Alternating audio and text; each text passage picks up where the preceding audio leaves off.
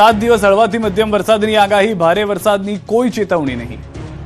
ગુજરાતમાં વરસાદને લઈને હવામાન વિભાગે આગામી 7 દિવસની આગાહી જાહેર કરી છે. રાજ્યમાં આગામી 7 દિવસ દરમિયાન હળવાથી મધ્યમ વરસાદની શક્યતા છે. જો કે આ સમયગાળા દરમિયાન ભારે વરસાદ કે તોફાની પવનની કોઈ ચેતવણી આપવામાં આવી નથી. માછીમારો માટે પણ આગામી 5 દિવસ માટે વિશેષ કોઈ ચેતવણી નથી. છેલ્લા 24 કલાકમાં મહીસાગર જિલ્લામાં સૌથી વધુ 32.6 મિલીમીટર વરસાદ નોંધાયો છે. બીજી તરફ ઓગસ્ટ મહિનામાં અત્યાર સુધી ગુજરાતમાં સામાન્ય કરતાં 22% ઓછો વરસાદ નોંધાયો. સૌરાષ્ટ્ર કચ્છમાં સામાન્ય કરતાં 33% ઓછો વરસાદ નોંધાયો, જ્યારે રાજ્યના અન્ય ભાગોમાં વરસાદની કુલ 16% ઘટ છે. 16% कम हुई है बारिश गुजरात रीजन में और 33% बारिश कम हुई है अपने सौराष्ट्र कच्छ में. ओवरऑल अगर देखते हैं स्टेट की तो 22% बारिश अभी कम हुई है. અમદાવાદ શહેરમાં આગામી દિવસોમાં વાદળછાયું વાતાવરણ રહેવાની શક્યતા છે અને એકાદ બે સ્થળે હળવા વરસાદી ઝાપટા પડી શકે છે. હવામાન વિભાગના જણાવ્યા મુજબ રાજ્યમાં હાલ 3 હવામાનની સિસ્ટમની અસર જોવા મળી રહી છે, જેમાં વેસ્ટર્ન ડિસ્ટર્બન્સ, મોન્સૂન ટ્રફ અને લો પ્રેશર એરિયાની અસરનો સમાવેશ થાય છે. આ સિસ્ટમની અસરને કારણે રાજ્યના વિવિધ વિસ્તારોમાં હળવાથી મધ્યમ વરસાદની શક્યતા છે. 12 સપ્ટેમ્બર બાદ સારા વરસાદની શક્યતા, અંબાલાલ પટેલની આગાહી. હાલ વરસાદની ખેંચ યથાવત રહેશે.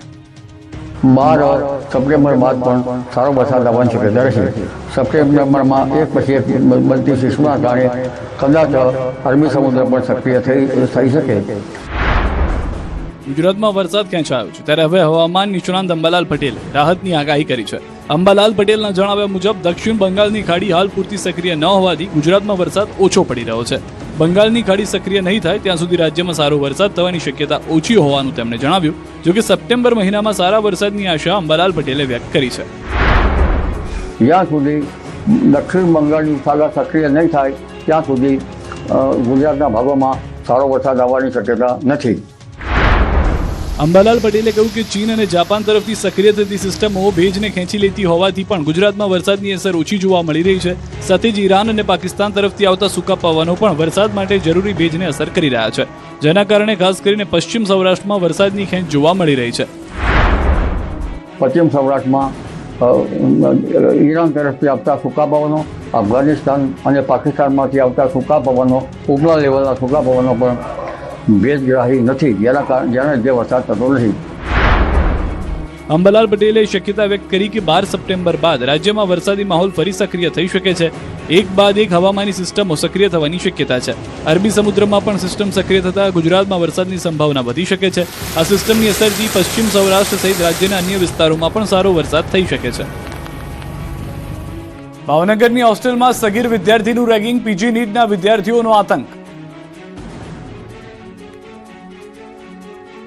હજુ સુરત મેડિકલ કોલેજમાં રેગિંગની ઘટના ભૂલાઈ નથી, ત્યાં રાજ્યમાં ફરી એક હચમચાવતી ઘટના સામે આવી. આ વખતે ઘટના ભાવનગરની, જ્યાં પીજી નીટના વિદ્યાર્થીઓએ 9મા ધોરણના વિદ્યાર્થીનું ભણવું અને જીવવું બંને હરામ કર્યું. ટીવી સ્ક્રીન પરના દ્રશ્યો તેનો પુરાવો છે. પીજી નીટના વિદ્યાર્થીઓ સાથે રહેતા વિદ્યાર્થીને મારે છે, ડરાવે છે અને હદ તો ત્યારે થઈ જ્યારે એક વિદ્યાર્થીએ મસાજ પણ કરાવી. ભાવનગર શહેરના કાળિયાબીડ વિસ્તારમાં આવેલી માધવ બોયઝ હોસ્ટેલની આ ઘટના છે. વિદ્યાર્થીના પિતાએ હોસ્ટેલમાં રહેતા 12મા ધોરણના 4 વિદ્યાર્થીઓ અને 2 રેક્ટર સામે ગંભીર આક્ષેપ કર્યા. વિદ્યાર્થીના પિતાનો આરોપ છે કે તેમના પુત્રને અવારનવાર માર મારવામાં આવ્યો, તેની પાસે માથું દબાવવાની મસાજ કરાવવામાં આવ્યું, ક્યારેક થપ્પડો ફટકારી તો ક્યારેક ચપ્પલથી માર મારવામાં આવ્યો. એટલું જ નહીં, વિદ્યાર્થીના પિતાનો આરોપ છે કે આરોપી વિદ્યાર્થી બળજબરીપૂર્વક સિગરેટ પણ પીવડાવે છે, જેનો વિડીયો બનાવી હવે આરોપી વિદ્યાર્થી વાયરલ કરવાની ધમકી પણ આપી રહ્યા છે. આ ઉપરાંત પિતાએ પુત્ર સાથે સૃષ્ટિ વિરુદ્ધનું કૃત્ય થયું હોવાની શંકા વ્યક્ત કરી તબીબી તપાસની માંગ કરી. પીડિતના પિતાનો આરોપ છે કે વારંવાર નતરાસના કારણે તેમનો પુત્ર માનસિક રીતે ભાંગી પડ્યો છે.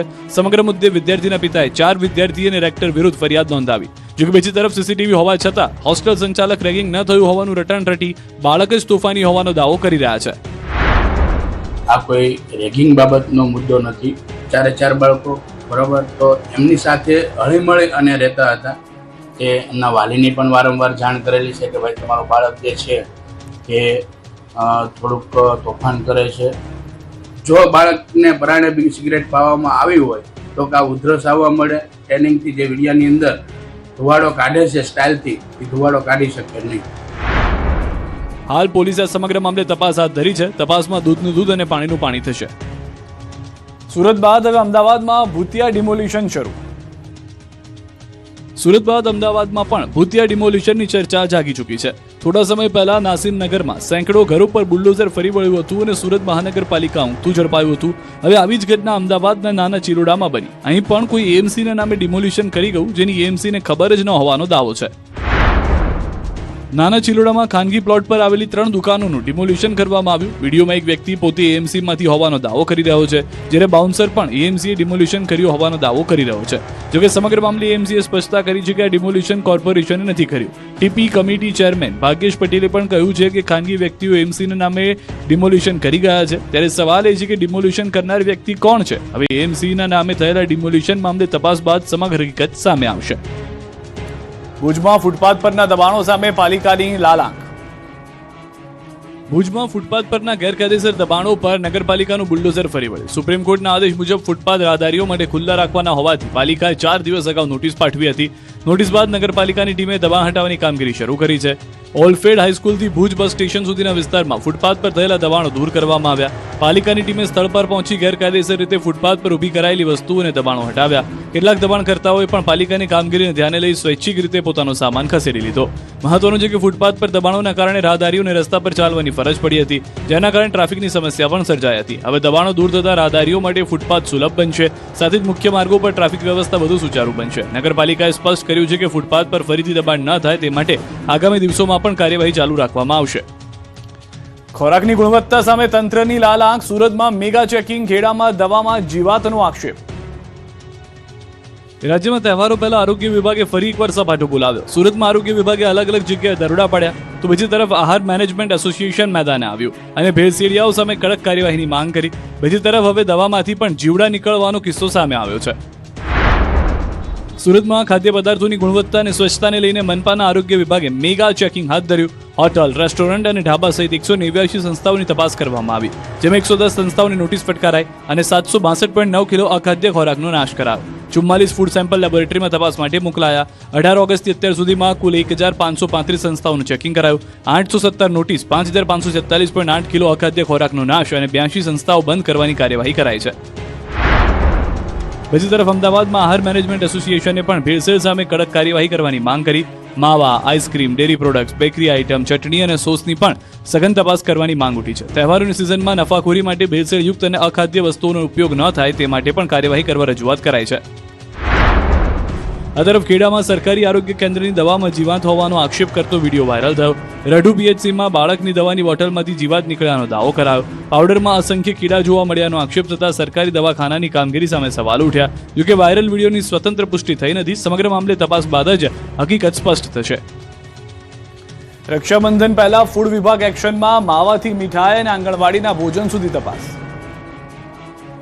રક્ષાબંધનના તહેવારને લઈને સુરત મહાનગરપાલિકાનું ફૂડ વિભાગ એક્શનમાં આવ્યું છે. ભેળસેળયુક્ત માવા સામે કાર્યવાહી માટે 12 ટીમો બનાવી શહેરના વિવિધ વિસ્તારોમાં સરપ્રાઇઝ ચેકિંગ શરૂ કરાયું છે.